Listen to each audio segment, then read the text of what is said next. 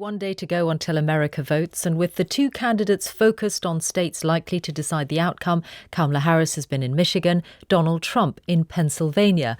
And at his latest rally there, he has made accusations again of election fraud. Our correspondent Tom Bateman was there. This is a man's world is playing on the PA system. The crowds are in their thousands. There's a giant picture of Donald Trump is beamed down from a big screen. And there's a low-hanging morning sun beaming down on us in rural Pennsylvania here.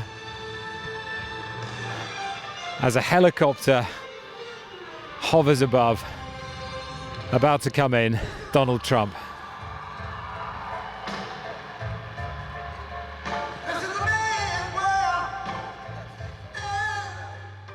When did you get out of bed this morning?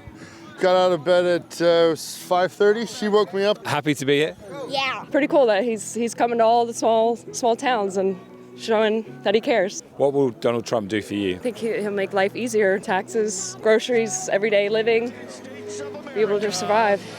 Donald J. Trump! He started with the policy substance, the economy, which along with immigration is Trump's top theme, targeted especially here in the Rust Belt. You like it better now or 4 years ago? Well, I ask it a different. You like it better now or 4 years ago?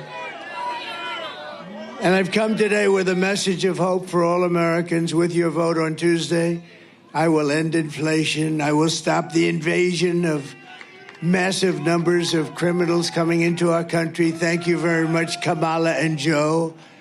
And I will bring back the American dream, and we'll bring it back stronger than ever before. But this is all you need to know. Kamala broke it, and we will fix it, and we're going to fix it fast. The former president then veered way off the teleprompter. For 20 minutes, he assailed the election process in this critical swing state 2 days before millions of voters vote. He claimed without evidence that a days-long count, which is likely in Pennsylvania, given how tight the race is, will be a sign of fraud. He said people were trying to steal the election from him.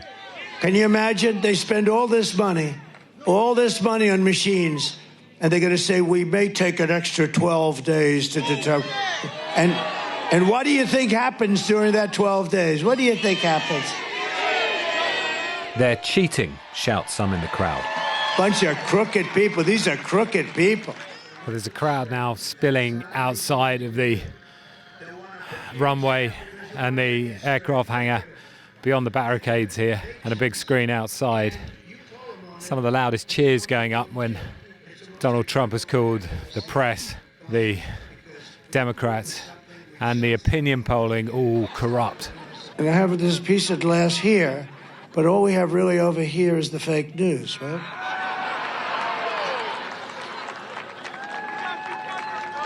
And to get me, somebody would have to shoot through the fake news. And I don't mind that so much, because I don't mind. What did you think of when Donald Trump was saying that the election process here is being rigged, that Democrats are cheating? It is, and it was 4 years ago. Can I ask what you thought of the rally? It's great. Love, companionship. Everybody was there for the same reason, for a good outturn on Tuesday. And I think God gave us our modern-day Moses to deliver us from these crooks. The two candidates have poured time and money into campaigning in Pennsylvania.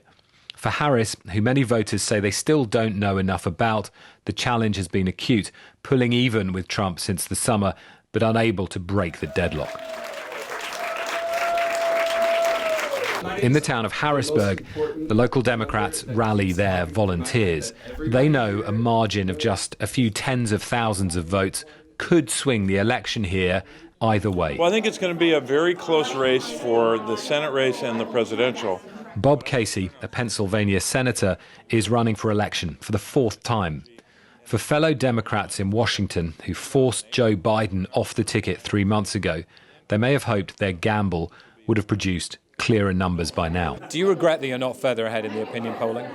I can't tell you how much I've been impressed by the progress that Kamala Harris made from July when President Biden decided not to run until today, because at that time, both here in Pennsylvania, I think a lot of other places around the country, we were in a deficit position. She's made up that deficit. Now it's pretty much a dead heat, but I think the momentum's on her side and on our side. A lot of that momentum has to do with what's happening here today. On the faces of some canvassers, you can see the exhaustion. The mood is uncertain. My name is Kat Knapp. How are you feeling about the election? Whew, wow. Well, that's a good question. I wish I could tell you. I have actually turned my feelings off at this point. It's all about less worry, more doing. So really right now it's just about the heads down work needed and voter engagement needed to win the election. The opinion polls in Pennsylvania suggest that concerns about the candidate's character, especially Trump's, are less important to many voters than a feeling that they're simply on their side. This is a campaign of the visceral over the practical to decide whose world wins. Tom Bateman reporting. Well, for the next 3 days, Justin will be presenting this programme from Washington, D.C. Right now, though, he's in North Carolina, which is one of the 7 key swing states. We spoke earlier, first about Donald Trump's tone in this last stretch. What the Democrats are saying is that it very much helps them, and they seem genuinely to believe that Donald Trump is much darker than he was, for instance, at the end of his 2016 campaign when he became very focused and beat Hillary Clinton because he seemed to be a more disciplined candidate in those final weeks. What the Democrats are saying is those remarks about the press and potential violence against them, but also things he was saying recently about Liz Cheney, the Republican who is his great opponent. He talked about her being shot in the face. He also said in one of these rallies that he's been holding in the last few days that he thought he'd made a mistake when he gave up after 2020 and left the White House. So there are aspects of what he is saying at the moment that the Democrats believe is playing in their favor. Though I have to say, I talked to a Trump campaigner here in North Carolina who said people like that kind of stuff. Trump supporters like it. They don't take it that seriously, and they're quite energized by it. So, and that's certainly been the case in the past. And I'm not sure the Democrats are necessarily right, but there's no doubt that the language at rally after rally has been pretty dark and sometimes quite aggressive. And I wondered then about your observations when you've been talking to people in North Carolina, which is another one of the 7 key states, the swing states. Do you feel that there is evidence that this kind of rhetoric, this kind of tone, the way the candidates are presenting themselves is getting their vote out?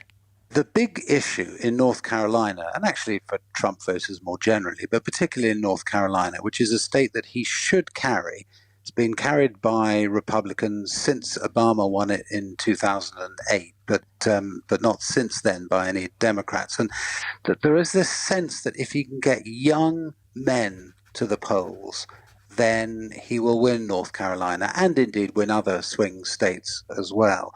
And what I'm sensing, having been in North Carolina the last couple of days, is this feeling that there isn't any certainty that that is going to happen. There is a nervousness among Republicans about whether they can get people sufficiently to the polls on the day, and a lot of Republican voters have not voted early. More have voted early than used to, but still a lot haven't.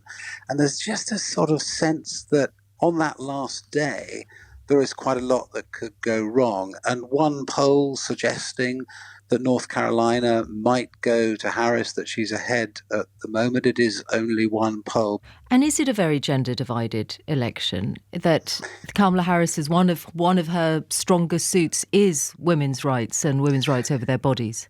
I mean, the polls tell us that it's as gender-divided as any election in modern times in the United States.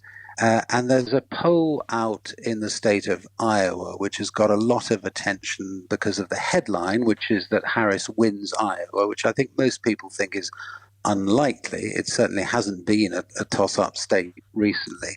But the poll is suggesting that it has discovered large numbers of women, particularly older women, have had it with Trump, basically. and are going to vote for Harris. If that poll has picked up something that is relevant in other states as well, then that suggests Harris could not only win, but actually win quite big. But of course, it's a big if, because we simply won't know until after Election Day whether that has come true. But it is certainly true as we go into this election, Trump is depending on men, particularly young men, to come to the polls, and Harris depending on women, particularly older and particularly college-educated women, to get her there. Justin, thanks.